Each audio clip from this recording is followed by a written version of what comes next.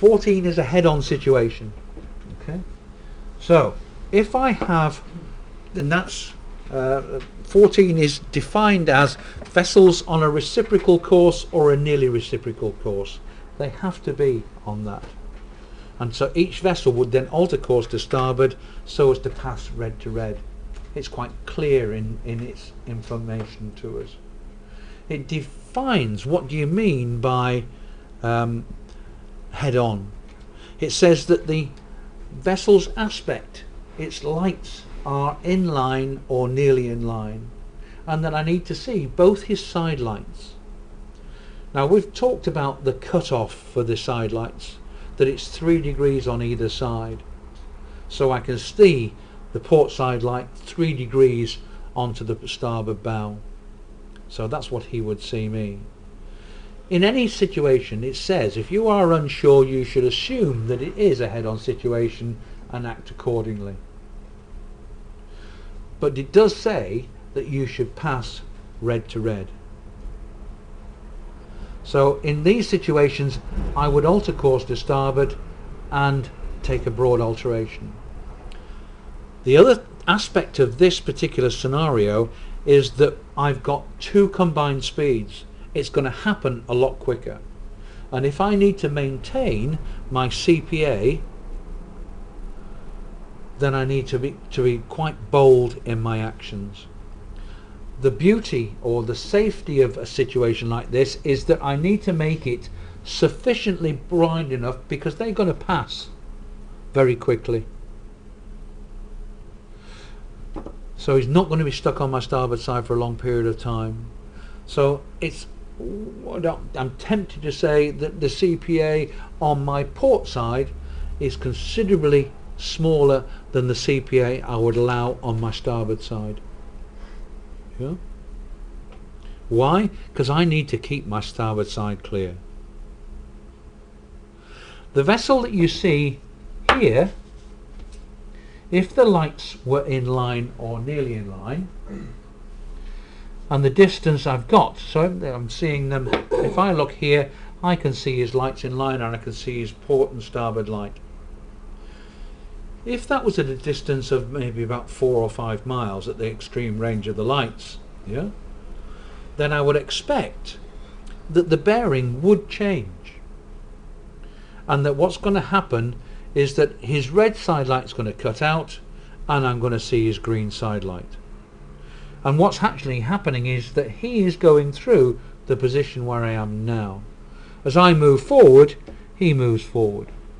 As I move forward, he moves forward. It's what is that CPA? That's the most critical situation that you've got. And again, it's going to happen very quickly. It's not there for a long period of time. Okay? If I have that, it makes it a bit more difficult. So more of a master's question at this particular stage is that he stands on and he comes down. He doesn't take action. So I've got to assume that it is a head-on situation, and I would have to alter course at 90 degrees, but quickly, so as to make sure that I get ahead on this. Could I go to port? 17 clearly says, yeah, that I am the stand-on vessel. He's on my port side. It is a crossing situation. I cannot alter course to port. Okay. What happens if I slow down? Well, slow down isn't clearly clearing the situation, but I need to use all available means. Okay. Let's go back to the crossing. You have this vessel here just abaft the beam.